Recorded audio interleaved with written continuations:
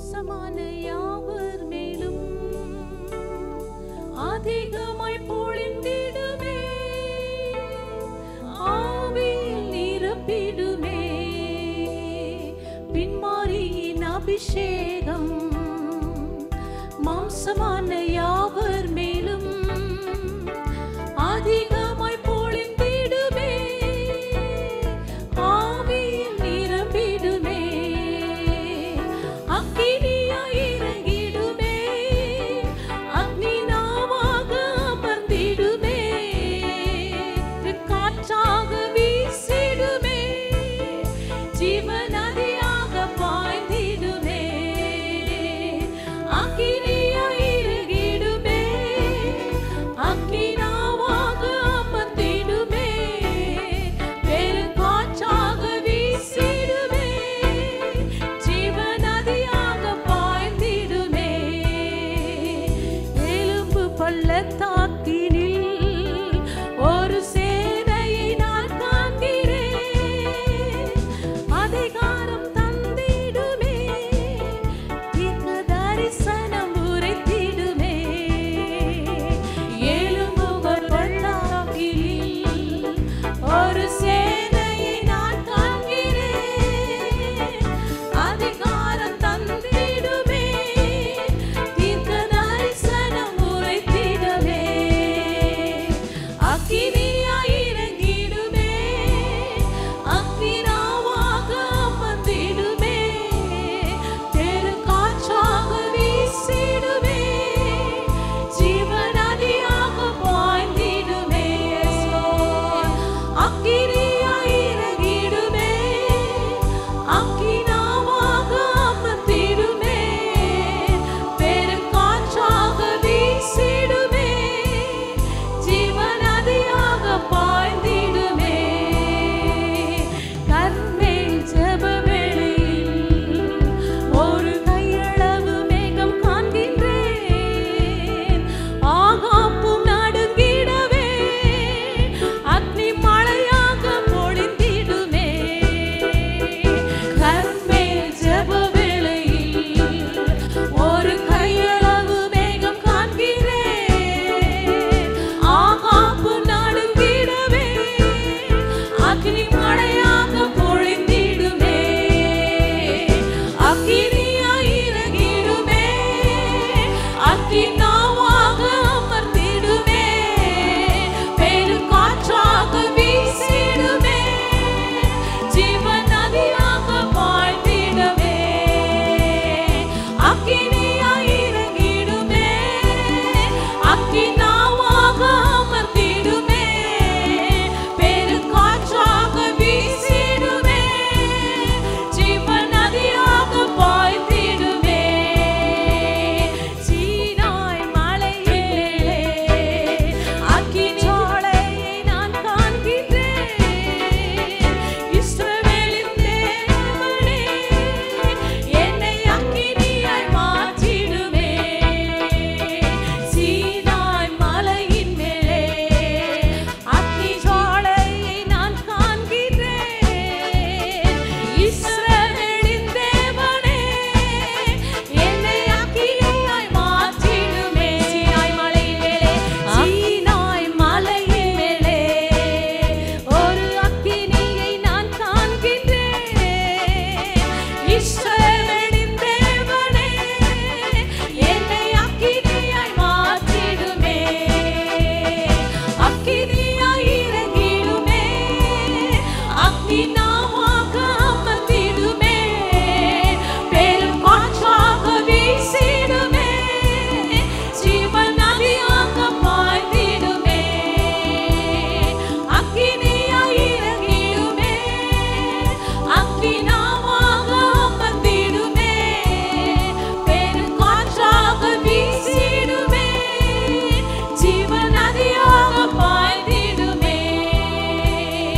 எலும்பு பள்ளத்தாக்கினில் ஒரு சேனையை நான் காண்கிறேன், அதிகாரம் தந்திடுமே, தீர்க்க தரிசனம் உரைத்திடவே.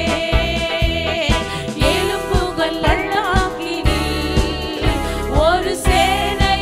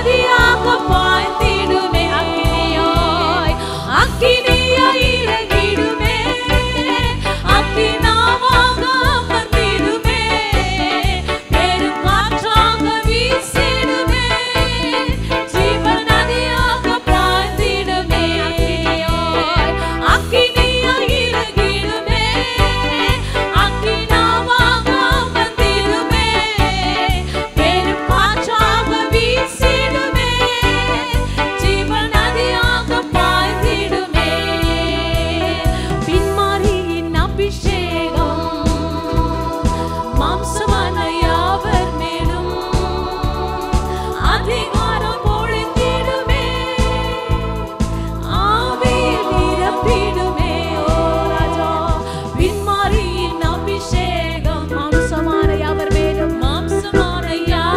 மேலும் அதிகமாய் பொழிந்திடுமே ஆவியில் நிரப்பிடுமே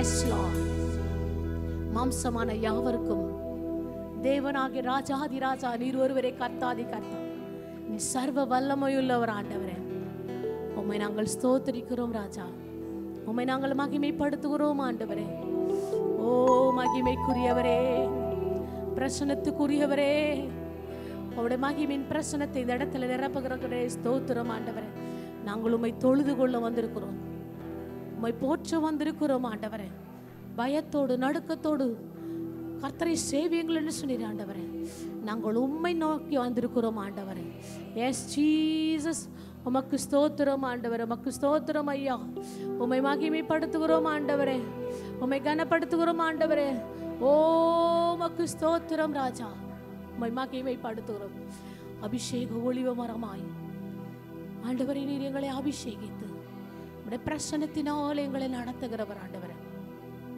நீ நல்லவர் ஆண்டவரே உமக்கு ஸ்தோத்திரம் ஆண்டவரே உமக்கு ஸ்தோத்திரம் ராஜா உம்மை துதிக்கிறோம் உம்மை மகிமைப்படுத்துகிறோம் ஆராதனைக்கு பாத்திரர் நீர் ஒருவரே ஆண்டவரே எஸ் ஜீசஸ் ஹல்லேலூயா தேவ பிரசன்னத்தை உணருங்க தேவ பிரசன்னத்தோடு இணைங்க ஓ இந்த புதிய வாரத்தை கர்த்தர் அல்லவா நடத்த போகிறார் அவருடைய மகிமையின் பிரசன்னத்தோடு ஓ அவரோடு இணைங்க தேவ பிரசன்னத்தை நாம் உணர வேண்டும் எஸ் லார்ட் எஸ் ஜீசஸ் அபிஷேக ஒளிவ மரம் ஆலயத்தில் நடப்பட்டவள் உம் சமூகத்தில் வாழ்கின்றவள் உம்மையே நம்புகின்றவன் அபிஷேக ஒளிவ மரம் உம் ஆலயத்தில்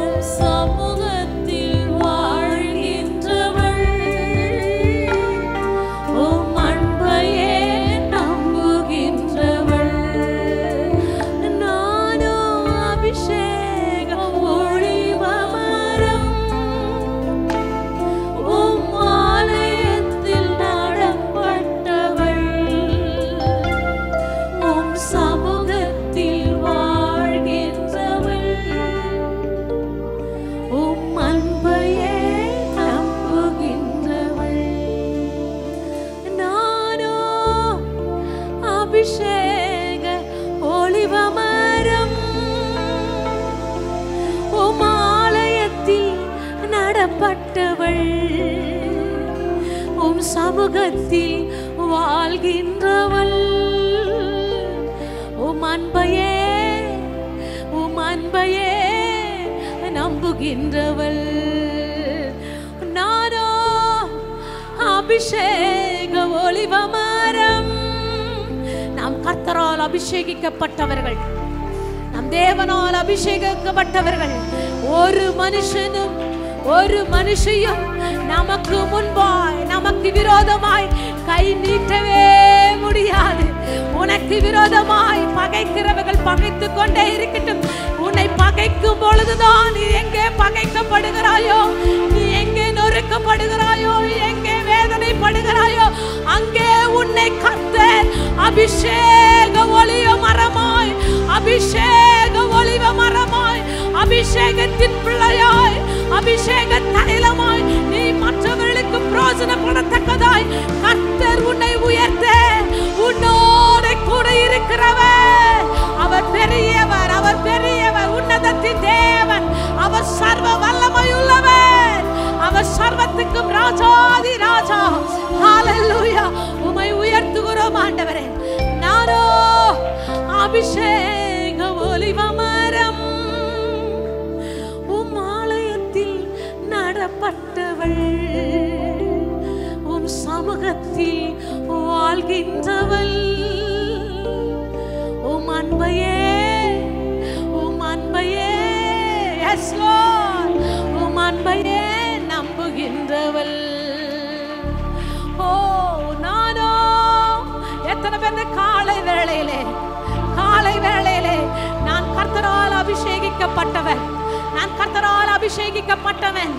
என்னை ஒரு நாளும் ஒருபோதும் ஒருத்தராலும் ஒரு வாரம் அசைக்க முடியாது. எந்த வார்த்தையாலும், எந்த போராட்டத்தினாலும், எந்த பிரச்சனையாலும், எந்த கடனினாலும், எந்த சோர்வினாலும், எந்த பயத்தினாலும், எந்த திகிலினாலும், எந்த காரியத்தினாலும் என்னை ஒரு நாளும் ஒருபோதும் அசைக்கவே முடியாது. எனக்குள் இருக்கிறவர் அபிஷேகத்தின் ராஜாதி ராஜா. அவர் சர்வ வல்லமையுள்ளவர். சர்வத்தையும் ஆளவே என்னை அழைத்திருக்கிறார். சர்வத்தையும் கொடுத்தவர் எனக்கென்று முன்பாக வைத்திருக்கிறார். நான் ஆளுகை செய்தான், அந்த ஆசீர்வாதத்தை அனுபவிக்கதான், அந்த ஆசீர்வாதத்துக்குள் நுழைந்து எல்லா ஆசீர்வாதத்தை நான் பெற்றுக்கொள்ள என் தேவன் அழைத்தவர் உண்மையுள்ளவர். அவர் ஒருபோது கைவிடுகிற தேவன் அல்ல. நானோ அபிஷேக ஒலிவ மரம், உம் ஆலயத்தில் நடப்பட்டவள், உம் சமூகத்தில் வாழ்கின்றவள், உம் அன்பையே நம்புகின்றவள். நானோ அபிஷேக ஒலிவ மரம், உம் ஆலயத்தில் நடப்பட்டவள், உம் சமூகத்தில் வாழ்கிறவள், உம் அன்பையே நம்புகின்றவள். அவர் தந்த வாழ், அவர் தந்த மேன்மை, அவர் தந்த மகிமை, அவர் தந்த கிருபை, காலையில எழுந்து வந்து தேவனை துதிப்பதே அவர் கொடுத்த பாக்கியம். ஹல்லேலூயா. காலையில எழுந்திருப்பதே அவருடைய கிருபையா இருக்கிறபடியா, அவர் ஜீவ சுவாச காற்று நமக்குள் இருக்கிறபடியா உம்மை நாங்கள் மகிமைப்படுத்துகிறோம் ஆண்டவரே. நீர் தந்த இந்த வாழ்விற்காய் உம்மை நாங்கள் என்னாலும் ஸ்தோத்திரிக்கிறோம் ஆண்டவரே. நீர் கொடுத்த மகிமையான காரியங்களுக்காய், மகிமையான ஆசீர்வாதத்துக்காய், மகத்துவத்தின் மகா பெரிய தயவுக்காய் உம்மை நாங்கள் ஸ்தோத்திரிக்கிறோம் ராஜா. நாங்கள் நிற்பதே உம்முடைய கிருபை ஆண்டவர், நாங்கள் வாழ்வதே உம்முடைய கிருபை, நாங்கள் பேசுவதும் நாங்கள் நடப்பதும் எல்லா கையிட்டு செய்கிற அத்தனை காரியங்களும் உம்முடைய கிருபை அல்லவா. உம்முடைய கிருபைக்காய் ஸ்தோத்திரம் ஆண்டவரே, உமக்கு ஸ்தோத்திரம் ஆண்டவரே. உம்மை நாங்கள் மகிமைப்படுத்துகிறோம். நீர் தந்த இந்த வாழ்விற்காய் உம்மை என்னாலும் ஸ்தோத்தரிப்பே. ஏன் இந்த அன்பு என் மீது உம்மை நன்றியுடன் துதிப்பே.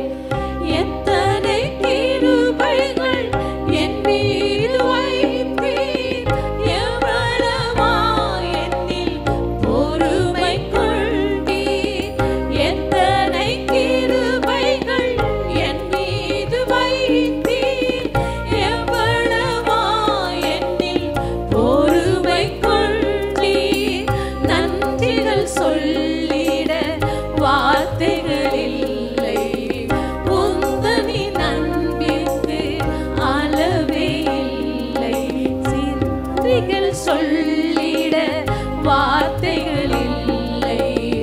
உந்தனின் அன்பிற்கு அளவே இல்லை. சிரம் தாழ்த்தி பணிந்திட ஓடி வந்தேன். கரம் எந்தன் சிரம் வைத்து ஆசீர்வதியும். சிரம் தாழ்த்தி பணிந்திட ஓடி வந்தேன். கரம் எந்தன் சிரம் வைத்து ஆசீர்வதியும். ஏசையா ஏசையா ஏசையா ஏசையா ஏசையா ஏசையா நீ தந்த இந்த வாழ்விற்காய் உம்மை எந்நாளும் ஸ்தோத்தரிப்பேன். ஏன் இந்த அன்பு என் மீது உம்மை நன்றியுடன் துதிப்பேன். சூழ்நிலை எல்லாம் மாறின போதும் அழைத்தவர் நீரோ மாறிடவில்லை. சூழ்நிலை எல்லாம் மாறின போதும் அழைத்தவர் நீரோ மாறிடவில்லை. இருளிலே மது வெளிச்சம் தந்தீர். கருவிலே கண்டவர் அருகிலே நின்றீர். இருளிலே உமது வெளிச்சம் தந்தீர். கருவிலே கண்டவர் அருகிலே நின்றீர். சிரம் தாழ்த்தி ஓடி வந்தேன். கரம் எந்தன் சிரம் வைத்து ஆசீர்வதியும். ஏசையா ஏசையா ஏசையா ஏசையா ஏசையா ஏசையா நீர் தந்த இந்த வாழ்விற்காய் உம்மை எந்நாளும் ஸ்தோத்தரிப்பேன். ஏன் இந்த அன்பு என் மீது உம்மை நன்றியுடன் துதிப்பேன். புழுதியிலிருந்து தூக்கின அன்பே புகழ்ந்திடுவேன் நான் வாழ்ந்திடும் வரையில். புழுதியிலிருந்து தூக்கின அன்பே புகழ்ந்திடுவேன் நான் வாழ்ந்திடும் வரையில். மகிமையின் நேசம் எந்தனின் ஏக்கம். இயேசுவே நீரே எனது தாகம்.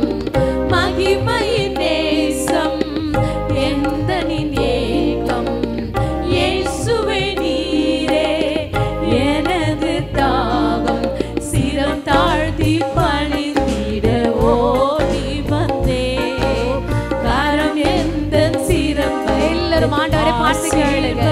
சிரம் தாழ்த்தி சிரம் தாழ்த்தி பணிந்திட ஓடி வந்தேன். கரம் எந்தன் சிரம் வைத்து ஆசீர்வதியும். ஏசையா ஏசையா ஏசையா ஏசையா ஏசையா ஏசையா எல்லாரும் கேட்போம். ஏசையா ஏசையா ஏசையா ஏசையா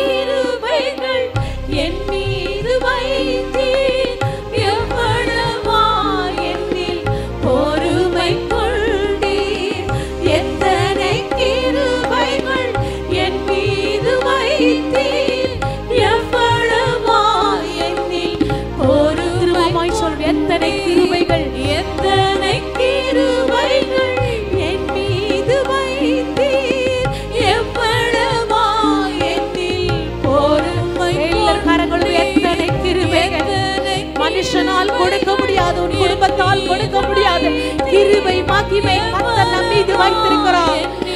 பொறுமை கொள்வீர், நன்றிகள் சொல்லிட வார்த்தைகள் இல்லை. உந்தனின் அன்பிற்கு அளவே இல்லை. நன்றிகள் சொல்லிட வார்த்தைகள் இல்லை. உந்தனின் அன்பிற்கு அளவே இல்லை. சிரம் தாழ்த்தி பணிந்திட ஓடி வந்தே. கரம் எந்தன் சிரம் வைத்து ஆசீர்வதிமப்பா. சிரம் தாழ்த்தி பணிந்திட ஓடி வந்தே. கரம் எந்தன் சிரம் சொல்லும் பணிந்து ஓடி வந்திருக்கிறேன். சிரம் தாழ்த்தி பணிந்திட ஓடி வந்தே. கரம் எந்தன் சிரம் வைத்து ஆசீர்வதிம். ஏசையா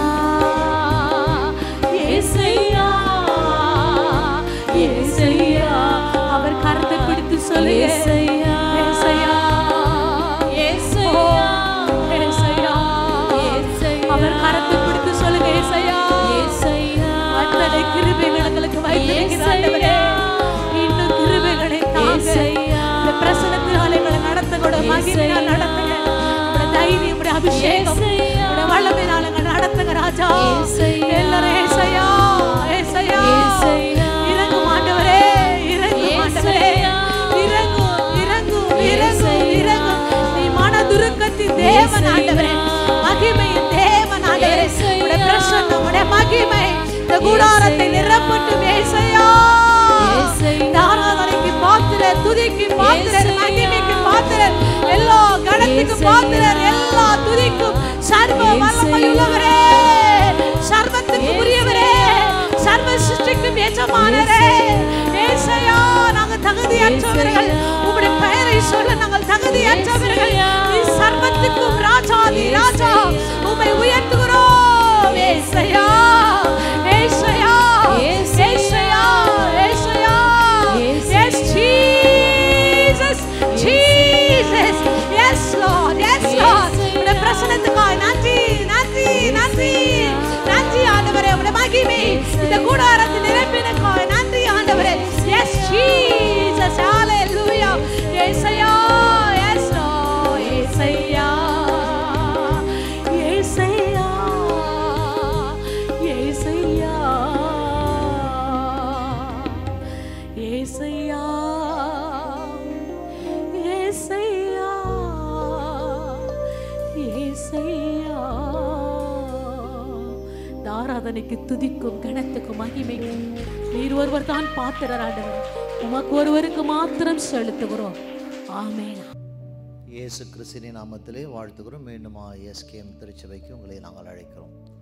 நல்ல ஆண்டவரே, இந்த காலை வேலைக்கு செபிக்கிறோம். இந்த ஆடியோ, வீடியோ, இசைக்கருவிகள், எல்லா விதமான பொருட்களை கர்த்தர் மறைத்து கொள்ளும். அடியனை விலக்கி நீங்கள் பேசும்.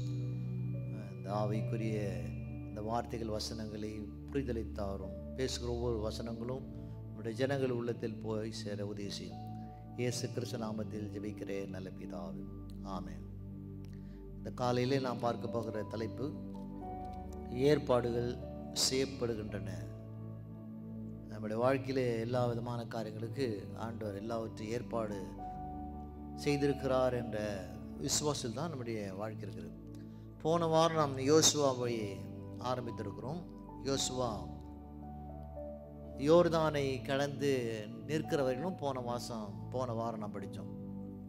இப்போது யோர்தானை கடந்த பிறகு என்ன நடக்கிறது என்பதான் பார்க்குறோம். என்ன பார்த்தோம், எல்லாம் யோர்தானை கடந்து அவர்கள் அந்த கரையில் போகும்போது அவங்க யோர்தான் அந்த நதியானது பின்னிட்டு ஓடி ஆதாம் என்ற ஊர் ஒரு 18 கிலோமீட்டர் தூரத்தில் அந்த தண்ணீர் நின்றதை நாம் பார்க்குறோம். இப்போது இந்த நாளிலும் கூட நாம் பார்க்குற வசனங்கள் மீண்டுமாக யோசுவா 4 அதிகாரம் 11ஆம் வசனத்திலிருந்து நாம் ஆரம்பிக்கலாம்.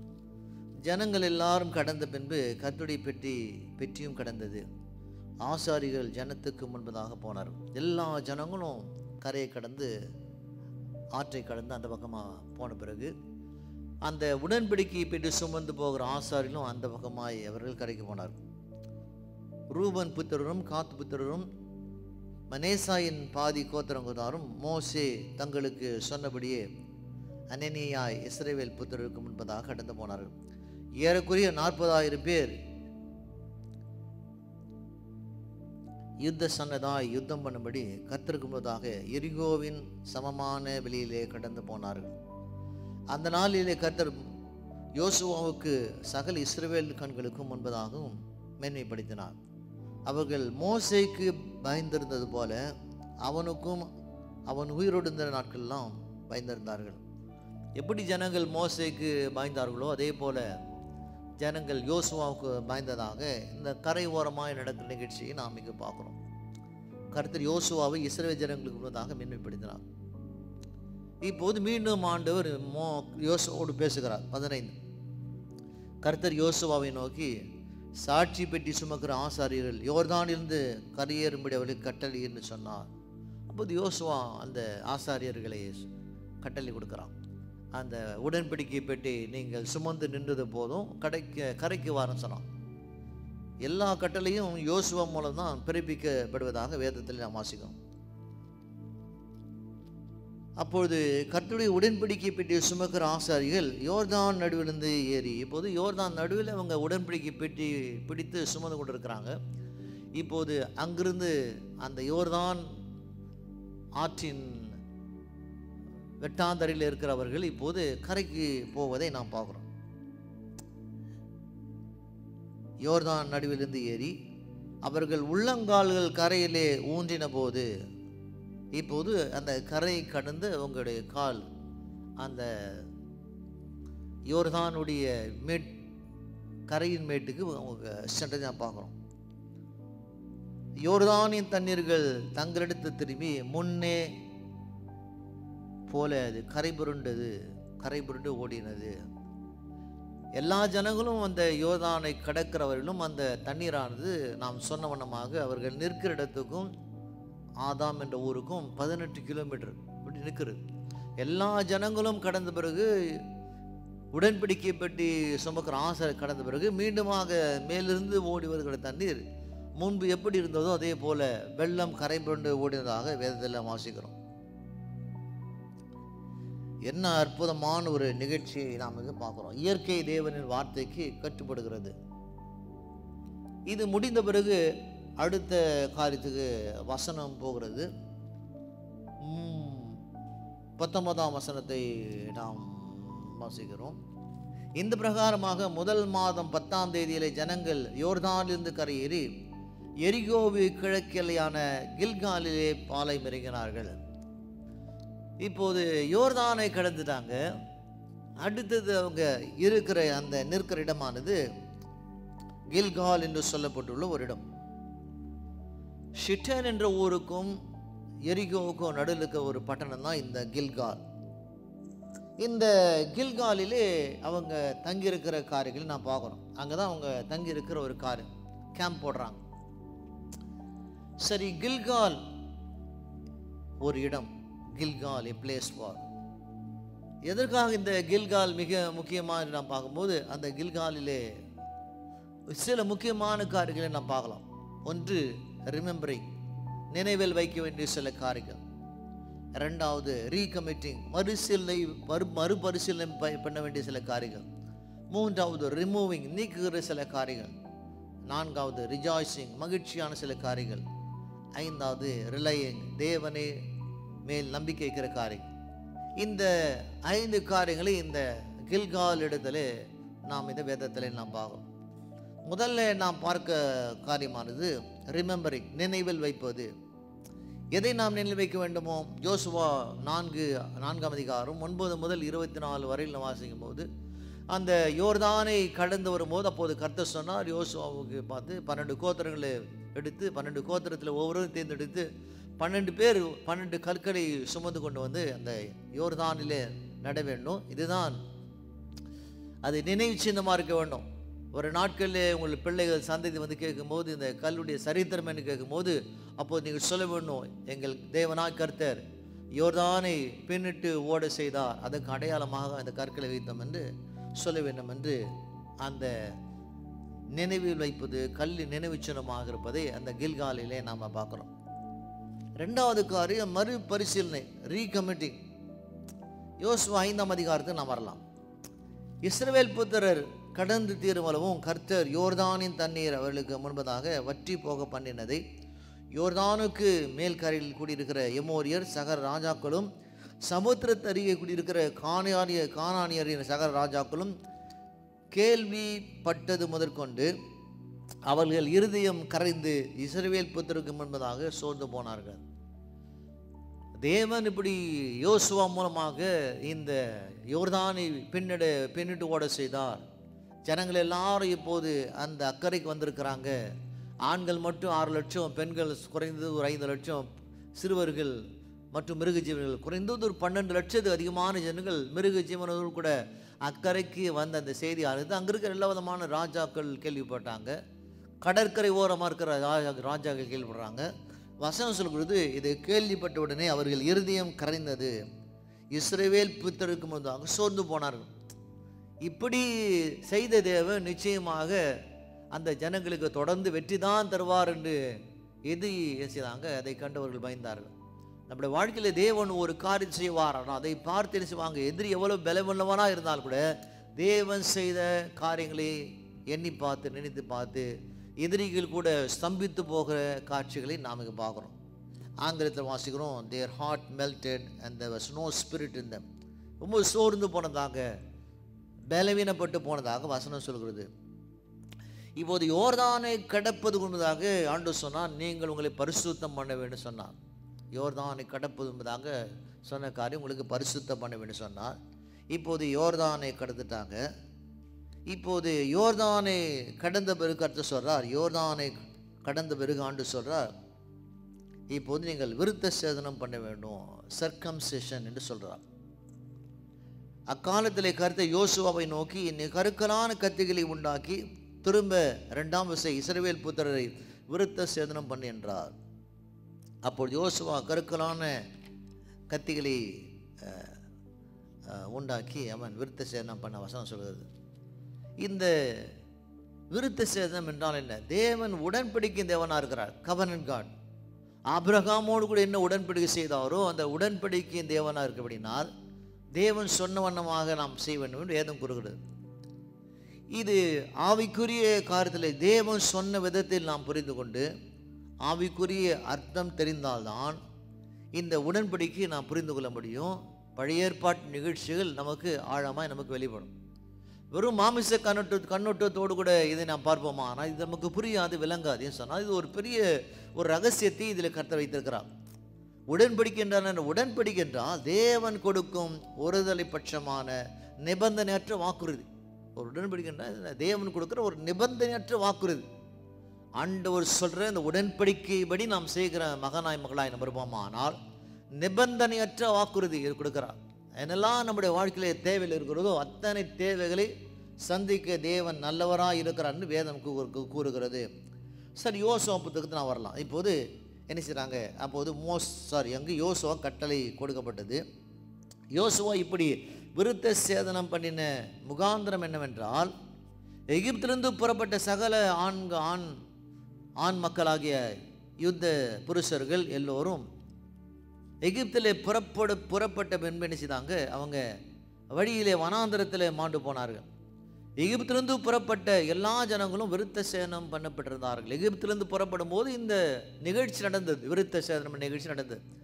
அவர்கள் எகிப்திலிருந்து புறப்பட்ட பின்பு வழியிலே வனாந்தரத்திலே இப்போது அவங்களுக்கு குழந்தையெல்லாம் பிறந்த சகல ஜனங்களும் விருத்த சேதனம் பண்ணப்படாமல் இருந்தாங்க என்று வசனம் கூறுகிறது. அப்போது எகிப்திலிருந்து புறப்படும் போது சிலாங்க அவங்க விருத்த சேதனம் பண்ணப்பட்ட ஜனங்களாக இருந்தாங்க. புறப்பட்ட பிறகு அவங்க விருத்த சேதனம் பண்ணப்படும் வேதம் கூறுகிறது. நம்முடைய வேதத்தில் உள்ளதை நாம் படிக்கும்போது தியானிக்கும் போது பழைய ஏற்பாடும் போது ஒரு ஆழமான ஒரு சத்தியத்துக்குரிய காரியம், விசேஷமாக இப்படிப்பட்டதான இந்த யோசுவாவுடைய இந்த காரியங்கள், ஆண்டுடைய உடன்படிக்கை, இந்த விருத்த சேதனம், இதெல்லாம் ரொம்ப ஒரு ஆழமான ஒரு சத்திய ஒரு காரியம். இந்த சத்திய வசனத்தை நாம் புரிந்து கொள்ள வேண்டும். சரி, விருத்த சேதனம் என்றால் என்ன? அது ஒரு உடன்படிக்கையின் அடையாளம். எப்படி எல்லாருக்கும் ஒரு அடையாளம் இருக்கிறதோ அதே போல் இது தேவன் கொடுக்கிற ஒரு அடையாளம், தேவன் கொடுக்கிற உடன்படி வாசிக்கிறோம். இது இன்னும் என்ன செய்கிறாங்க, இந்த பழைய ஏற்பாட்டு என்ன செய்கிறாங்க முறையை என்ன செய்கிறாங்க இஸ்லாமியர்கள் என்ன செய்கிறாங்க தொடர்ந்து அதை பின்பற்றி வருவதை நாம் அங்கே பார்க்குறோம். ஆனால் புதிய ஏற்பாட்டு உடன்படிக்கை என்பது வேறாக இருப்பதாக வேதத்திலே நாம் அதை பார்க்கிறோம். சரி, இப்போது இதில் நமக்கு இருக்கிற நற்செய்தி என்ன, குட் நியூஸ் என்ன? நற்செய்தியானது நமது மாமிசத்தில் நாம் நம்பியிருப்பதை தேவன் ஒருபோதும் விரும்புதல். மாமிசத்தை நாம் நம்பாமல் ஆவிக்குரிய மகனாய் மகளாய் நம்ம இருக்க வேண்டும், அதான் அது விரும்புகிறார். நம்முடைய மாமிசத்தின்படியாக நடக்கக்கூடாது, அதுக்காக அந்த விருத்த சேதனம் என்று வேதத்திலே நாம் வாசிக்கிறோம். அதனால்தான் இந்த கில்காலிலே நடக்கிற மிக முக்கியமான நிகழ்ச்சி என்று வேதம் கூறுகிறது. 5ஆம் அதிகாரம் 8ஆம் வசனம், கர்த்தருடைய சத்தத்துக்கு கீழ்ப்படியாமல் போன எகிப்திலிருந்து புறப்பட்ட யுத்த புருஷனான் யாவரும் இஸ்ரவேல் புத்திரர் 40,000 பேரும் செய்கிறாங்க வனாந்திரத்திலே நடந்து தெரிந்தார்கள். கர்த்தர் எங்களுக்கு கொடுக்கும்படி அவர்களுக்கு பிதாக்களுக்கு ஆணையிட்டு பாலும் தேன் ஓடுகிற தேசத்தில் அவர்களுக்கு காண்பதில்லை என்று கர்த்தர்களுக்கு ஆணையிட்டதா. எகிப்திலிருந்து புறப்பட்டு வந்தாங்க, 40 ஆண்டு காலங்கள் வனாந்திரத்தில் சுற்றி தெரிந்தாங்க. ஆனால் தேவன் சொன்ன வார்த்தைகளை கேட்டு அந்த ஜனங்கள் நடக்காமல் போனதுனாலே அவங்க கானா தேசத்தை காண முடியாது தேவன் அங்கு சொன்னதை பார்க்குறோம். அதன்படியாக அவங்க எகிப்து புறப்பட்ட ஜனங்கள் வனாந்தரத்தில் இறந்து போனதை பார்க்குறோம். இப்போது ஒரு புதிய சந்ததியானது, வனாந்தரத்தில் பிறந்த பிள்ளைகள் சந்ததியானது யோசுவா வழிநடத்தல் மூலமாக இப்போது கானானுக்குள்ளே போகிறாங்க. அடுத்த வசனம், கர்த்தர் யோசுவாவை நோக்கி, இன்று எகிப்தின் நிந்தை உங்கள் மேல் இராதபடிக்கு புரட்டி போட்டேன் என்றார். அதனால் அந்த ஸ்தலம் இந்நாள் வரைக்கும் கில்கால் எனப்பட்டது. தேவன் சொன்னபடி அவங்க இப்போது செய்தாங்க. அந்த விருத்த சேதனம் சர்க்கம்சைன் சொன்னபடி நாசுறாங்க. அந்த மேல் தோலை அவங்க வெட்டி நீங்கதாக வசனம்.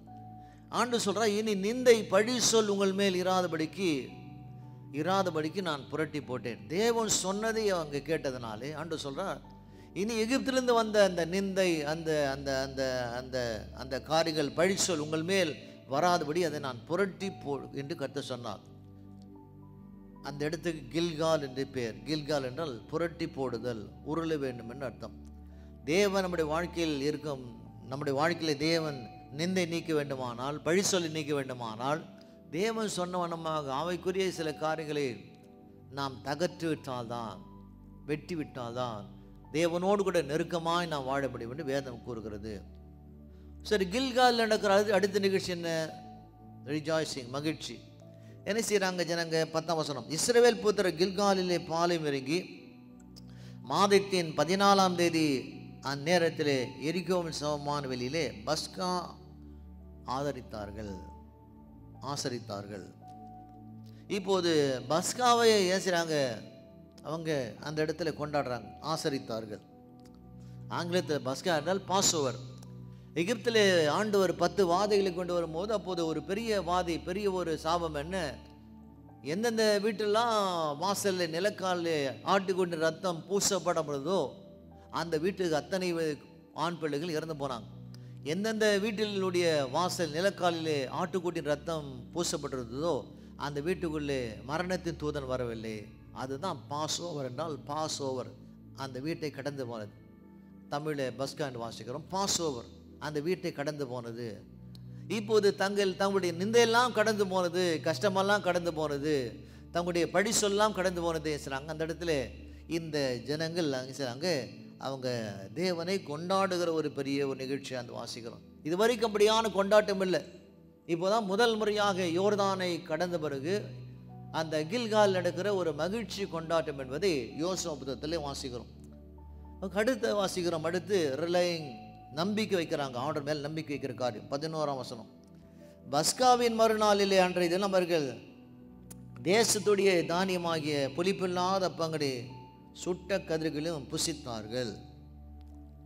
மறுநாள் செய்கிறாங்க, பஸ்கா பண்டிகை முடிந்த உடனே மறுநாள் செய்கிறாங்க, அவர்கள் அங்கு நிலத்தில் விளைந்த தானியங்களை எல்லாம் என்ன செய்தாங்க, எடுத்தாங்க, அதையெல்லாம்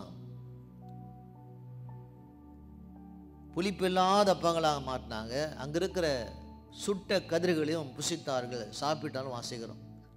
40 ஆண்டு காலங்கள் அவங்க மண்ணாக தான் சாப்பிட்டு வந்தாங்க. இப்போதான் முதல் முறையாக நாம் என்ன பார்க்குறோம், அவங்க அங்கே இருக்கிற தானியங்கள் எடுத்து சமைச்சு சாப்பிட்றாங்க. அங்கே இருக்கிற கதிர்களை, சோளமாக இருக்கலாம், பல விதமான கதிராக இருக்கலாம், அதை சுட்டவர்கள் சாப்பிட்டதாக வேதம் நமக்கு போதிக்கிறது. 40 ஆண்டுகால் நீண்ட பயணம் இப்போது யோர்தானை கடந்த பிறகு கில்காலிலே முடிந்தது. ஆண்டவர் மேலே நம்பிக்கைக்கிறாங்க. இனி கர்த்தர் எங்கள் செய்வாரா, நிலத்தில் மூலமாக எங்களை தேவன் போஷிப்பார் என்று செய்கிறாங்க. அவங்க தேவன் மேலே நம்பிக்கைக்கிறாங்க. 12ஆம் வசனம், அவர்கள் தேசத்தின் தானியத்திலே புசித்து மறுநாளிலே, அவர்கள் தேசத்தின் தானியத்திலே புசித்த மறுநாளே மன்னா பெய்யாமல் ஒழிந்தது. 40 ஆண்டு காலங்கள் வானத்திலிருந்து வந்த மன்னா இப்போது அவங்க தானியத்தை எடுத்து சமைத்து சாப்பிட்ட உடனே, அங்கிருந்த கதிர்கள்லாம் எடுத்து சுட்டு சாப்பிட்ட உடனே வானத்திலிருந்து வருகிற மன்னா இப்போது நின்று போனதாக வசனம் கூறுகிறது. வானத்தின் மன்னா இல்லாமல் போனது, நின்று போனது. அவர்கள் கானான் தேசத்தின் பலனை அந்த வருஷத்தானே புசித்தார்கள். வசனம் சொல்கிறது, அது முதல் இஸ்ரவேல் புத்திரருக்கு மன்னா இல்லாமல் போயிற்று. அவர்கள் கானான் தேசத்து பலனை அந்த வருஷத்திலே தானே புசித்தார்கள். இப்போதான் முதல் முறையாக அவங்க நிலத்திலே விளைந்த செடியிலே வளர்ந்த அந்த நெற்கதிகளும் அந்த சோளத்தையும் என்ன செய்கிறாங்க, சோள மணிகளை செய்கிறாங்க, ஜனங்கள் புசித்ததாக வேதம் கூறுகிறது. இதெல்லாம் நடக்கிறது, இதெல்லாம் கில்காலிலே நடக்கிறது பார்க்குறோம். யோர்தானை கடந்தாங்க, அடுத்து போக வேண்டிய ஊர் எரிகோ. அதற்கு முன்பதாக இப்போது கில்காலில் நடக்கிற நிகழ்ச்சி தான் பார்க்குறோம். இந்த இடத்துல பார்க்குறோம், இந்த இடத்துல யோசுவா தன்னுடைய எல்லா விதமான பொறுப்பு தன்னை விட்டு நீங்கினதாகவும், தன்னுடைய பெரிதான அந்த பொறுப்பை தேவன் கையில் ஒப்பு கொடுக்குறான். தன் பொறுப்பிலிருந்து என்ன செய்யலாம், ராஜினாமா செய்யலாம். இனி தேவன் முற்றிலுமாக தம்மை வழிநடத்துவார். 13ஆம் வசனம், பின்பு யோசுவா எரிகோவின் வெளியிலிருந்து தன் கண்களை ஏறெடுத்து பார்க்கும்போது, இதோ ஒருவர் அவனுக்கு எதிரே நின்று உருவின பட்டயம் அவர் கையில் இருந்தது. இப்போது யோசுவா கண்கள் எடுத்து பார்க்குறான். ஒருத்தர் பார்க்குறார், நின்று இருக்கிறார். அவர் கையில் ஒரு பெரிய ஒரு பட்டயம் இருக்கிறது. உருவின பட்டம் அவர் கையில் இருந்தது. யோசுவா அவரிடத்தில் போய், நீ எங்களை சேர்ந்தவரோ எங்கள் சத்துருக்களை சேர்ந்தவரோ என்று கேட்டான். இப்போ யோசுவாவுக்கு கிட்ட போய் அந்த கையில் பெரிய வாள் வைத்திருக்கிற அந்த மனுஷனை பார்த்து கேட்குற கேள்வி என்ன, நீ எங்களை சார்ந்தவரோ இல்லை எங்கள் சத்துருக்களை சார்ந்தவரோ என்று யோசுவா அங்கு அவரை பார்த்து கேட்குறான். எத்தனை முறை நாம் தேவனை விட்டு நாம் தூரமாக நாம் போயிருக்கிறோம். ஆனால் கேட்க வேண்டிய கேள்வி என்ன, ஆண்டவரே நீ யார் பக்கம், எங்கள் பக்கமா அவர்கள் பக்கமா என்று கேட்பதை காட்டிலும் நாம் கேட்க வேண்டிய கேள்வி என்ன, ஆண்டவரே நான் உன் பக்கமாக இருக்கிறோமா, நான் உன் பக்கமாக இருக்கிறேனா என்று தான் கேட்க வேண்டிய காரியம். ஆண்டவரே நீர் என் பக்கமா அவர்கள் பக்கமா என்பதை கேட்பதை விட்டு தேவனோடு கூட நடக்கிற மகனாய் மகளாய் இருக்கிற நாம் கேட்க வேண்டிய கேள்வி என்ன, ஆண்டவரே நான் உன் பக்கமாக இருக்கிறேனா. நாம் தேவன் பக்கமாக இருப்போமானால், தேவனை சார்ந்திருக்கிற மகனாய் மகளாக இருப்போமானால், தேவனோடு கூட நடக்கிற மகனாய் மகளாக இருப்போமானால், தேவன் சொன்ன எல்லா விதமான காரியத்தை கேட்டு கீழ்ப்படுகிற மகனாய் மகளாய் இருப்போமானால், அப்போது நம்முடைய வாழ்க்கையிலே தேவன் வெற்றி தருவார். 14ஆம் வசனம், அதற்கு அவர் அந்த மனுஷன் சொல்கிறார், நான் கர்த்தருடைய சேனையின் அதிபதியாய் இப்பொழுது வந்தேன் என்றான். இப்போது கையிலே பட்டயத்தை வைத்திருக்கிற அந்த மனுஷன் சொல்கிறான், இப்போது நான் யார், நான் கர்த்தருடைய சேனையின் அதிபதி. ஆண்டவர் வைத்திருக்கிற ஒரு சேனை, அந்த ஆர்மி, அதுக்கு நான் தான் அதிபதியாக இருக்கிறேன் என்று சொன்ன உடனே அப்போது யோசுவா தரையிலே முகங்குப்பர் விழுந்து பணிந்து கொண்டான். அவன் சொன்ன உடனே யோசுவா என்ன செய்தான், தரையிலே முகங்குப்பர் விழுந்து பணிந்து கொண்டான். என்ன சொன்னான், அவரை பார்த்து, என் ஆண்டவரே நான் தமது அடியனுக்கு சொல்லுகிறது என்னவென்று கேட்குறான். மீண்டும் கேட்குறான், ஆண்டவரே எனக்கு என்ன சொல்ல வேண்டும் என்று அந்த சேனையின் அதிபதியை பார்த்து யோசுவா கேட்பதை அங்கே வாசிக்கிறோம். அப்போது அவர் சொல்கிறார், அப்போது கர்த்தருடைய சேனையின் அதிபதி யோசுவா நோக்கி, உன் கால்களில் இருக்கிற பாதரட்சியை கழித்து போடு, நீ நிற்கிற இடம் பரிசுத்தமானது என்றார். யோசுவா அப்படியே செய்தான். எப்படி மோசே அந்த சீனா மலையிலே போகும்போது எரிகிற ஒரு முட்செடி போகும்போது எப்படி ஒரு குரல் வந்ததோ, மோசே நீ நிற்கிற இடமானது பரிசுத்தமான ஒரு பூமி, உன்னுடைய பாதரட்சியை கழட்டி போட்டு சொன்ன ஒரு சத்தம், அதே போல் இப்போது யோசுவா கேட்கிற இந்த குரலானது நீ நிற்கிற இடம் பரிசுத்தமான என்றார். யோசுவா அப்படியே உன் கால்கள் இருக்கிற பாதரட்சியை கழட்டி போடு சொன்னார். அப்படியே அவன் செய்தான். நிற்கிறது அவன் நினைத்த வண்ணமாக அது சேனைகள் கர்த்தருடைய தலைவன் அல்ல, ஆண்டவரே அங்கே வந்து நின்றிருப்பார் என்று நமக்கு வேதம் நமக்கு புரிய வைக்கிறது. நம்முடைய வாழ்க்கையிலே தேவன் சொன்னவனமாக நடக்கிற மகனாய் மகளாய் நம்ம இருக்க வேண்டும். வேதம் ஏற்பாடுகளை அவள் தான் செய்கிறார். இந்த யோசுவா துவங்கின இந்த பயணமானது, அந்த பயணத்தின் ஒவ்வொரு காரியங்களை தேவன் ஏற்பாடு செய்கிறார். யோர்தான் கரையிலே அவங்க 3 நாட்கள் தங்கியிருந்த நாட்கள், யோர்தானை கடந்த பிறகு அவங்க இப்போது கில்காலில் தங்கியிருக்கிற நாட்கள், கில்காலிலே தேவன் செய்த எல்லா விதமான நன்மையான காரியங்களை இப்போது அவங்க காரியங்களை நாம் பார்க்குறோம். இப்போது வசனம் நமக்கு சொல்கிற காரியம் என்ன? யோசுவா தேவன் சொன்னபடி அவன் செய்ய ஆரம்பிக்கிறான். நம்முடைய வாழ்க்கையில் தேவன் சொன்னவண்ணமாக நடக்கிற மகனாய் மகளாய் நம்புவோமானால் யோர்தானை கடந்து முடிந்தது மட்டுமல்ல, நம்முடைய வாழ்க்கையிலே நாம் போக வேண்டிய கானான் தேசத்துக்கு, ஆசீர்வாதத்துக்கு, நன்மைக்கு, வெற்றிக்கு தேவன் நம்மை கொண்டு போக நல்லவராக இருப்பார். கர்த்தர் தாமே இந்த வசனங்களை ஆசீர்வதிக்கட்டும். ஆமென். God bless you. Take care.